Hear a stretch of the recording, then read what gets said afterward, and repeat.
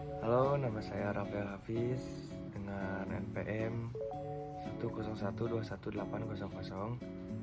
Saya di sini akan menjelaskan tentang Good Corporate Governance atau yang biasa disebut GCG.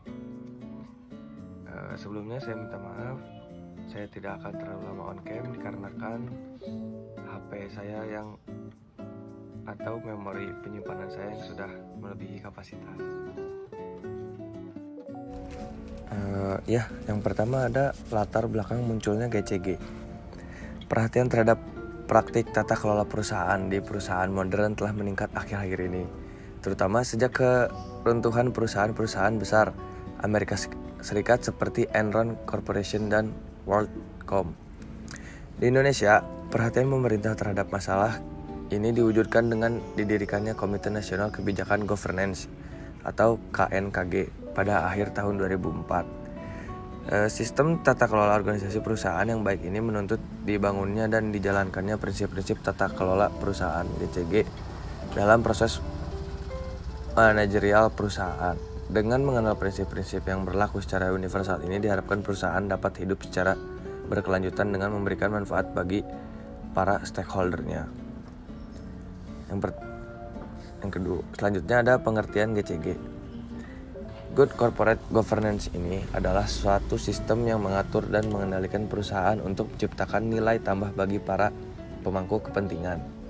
GCG melibatkan berbagai aspek termasuk struktur organisasi, sistem pengambilan keputusan, pemantauan kinerja, dan pengungkapan informasi. Prinsip-prinsip GCG meliputi transparansi, akuntabilitas, kewajaran, tanggung jawab sosial perusahaan, dan pengelolaan risiko. Tujuan GCG adalah untuk membangun kepercayaan masyarakat dan dunia internasional serta meningkatkan nilai perusahaan dan kinerja keuangan. Forum for Corporate Governance ini in Indonesia (FCGI) tidak membuat definisi tersendiri tetapi mengambil definisi dari Cadbury Committee of United Kingdom yang kalau diterjemahkan adalah seperangkat peraturan yang mengatur hubungan antara pemegang saham, pengurus atau pengelola perusahaan, pihak kreditur, pemerintah, karyawan, serta para pemegang kepentingan internal dan eksternal lainnya yang berkaitan dengan hak-hak dan kewajiban mereka, atau dengan kata lain suatu sistem yang mengarahkan dan mengendalikan perusahaan. Organization for Economic Cooperation and Development atau OECD mendefinisikan GCG sebagai suatu struktur yang terdiri atas para pemegang saham, direktur manajer seperangkat tujuan yang ingin dicapai perusahaan, dan alat-alat yang akan digunakan dalam mencapai tujuan dan memantau kinerja. Selanjutnya ada konsep GCG. Konsep GCG melibatkan prinsip-prinsip yang memastikan perusahaan dijalankan dengan cara yang transparan, adil, dan bertanggung jawab. Prinsip-prinsip GCG meliputi yang pertama ada transparansi atau keterbukaan dalam pengambilan keputusan dan pengembangan informasi material. Yang kedua ada akuntabilitas, kejelasan fungsi, pelaksanaan, dan pertanggungjawaban organisasi. Yang ketiga ada pertanggungjawaban responsibility, kesesuaian pengelolaan perusahaan terhadap peraturan perundang-undangan dan prinsip-prinsip korporasi yang sehat. Yang keempat ada kemandirian atau pengelolaan perusahaan secara profesional tanpa tekanan dari pihak lain. Yang kelima ada kewajaran, yaitu keadilan dan kesetaraan dalam memenuhi hak-hak stakeholder. Penerapan GCG secara konsisten dapat meningkatkan kualitas laporan keuangan dan mencegah rekayasa kinerja yang tidak sesuai dengan nilai fundamental perusahaan. Manfaat GCG. Yang pertama, meningkatkan kinerja keuangan. Artinya GCG meningkatkan kinerja keuangan perusahaan dengan mengoptimalkan pengambilan keputusan dan mengurangi biaya operasional. Yang kedua ada meningkatkan nilai saham. GCG meningkatkan nilai saham dengan meningkatkan kepercayaan investor dan meningkatkan kualitas laporan keuangan. Yang ketiga ada meningkatkan kualitas laporan keuangan. GCG meningkatkan kualitas laporan keuangan dan memberikan informasi yang transparan dan akurat. Selanjutnya ada meningkatkan kepuasan karyawan. GCG meningkatkan kepuasan karyawan dengan meningkatkan motivasi dan rasa memiliki terhadap perusahaan. Selanjutnya ada meningkatkan kepercayaan stakeholder. GCG meningkatkan kepercayaan stakeholder seperti investor, kreditor, supplier, masyarakat, dan pemerintah terhadap perusahaan. Yang keenam ada mengurangi risiko. GCG mengurangi risiko dengan mengidentifikasi, mengukur, dan mengelola risiko secara efektif. Yang ketujuh ada meningkatkan akuntabilitas. GCG meningkatkan akuntabilitas dengan memberikan jaminan berlangsungnya sistem dan proses pengambilan keputusan yang transparan dan akuntabel. Yang kedelapan, meningkatkan kualitas manajemen. GCG meningkatkan kualitas manajemen dengan memberikan panduan yang jelas dan transparan kepada pimpinan perusahaan. Selanjutnya ada meningkatkan keamanan keuangan. GCG meningkatkan keamanan keuangan dengan mengurangi potensi kerugian finansial dan korupsi. Selanjutnya ada meningkatkan kinerja jangka panjang. GCG meningkatkan kinerja jangka panjang dengan memberikan nilai tambah kepada para pemegang saham secara berkesinambungan. Selanjutnya ada prinsip GCG. Yang pertama, transparansi, keterbukaan dalam melaksanakan proses pengambilan keputusan dan mengumumkan informasi secara akurat dan tepat waktu. Yang kedua ada akuntabilitas, pertanggungjawaban pengelola dan pengawas perusahaan atas keputusan dan hasil yang dicapai.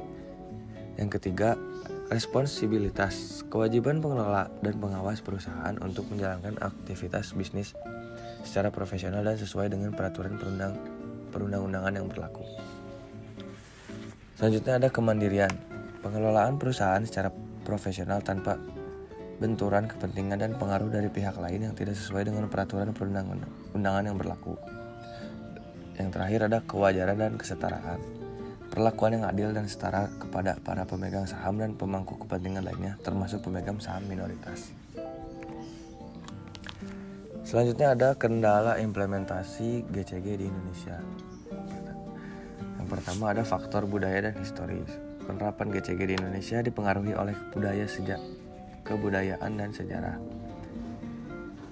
Kedua aspek tersebut tidak dapat dipisahkan dan saling berkaitan erat.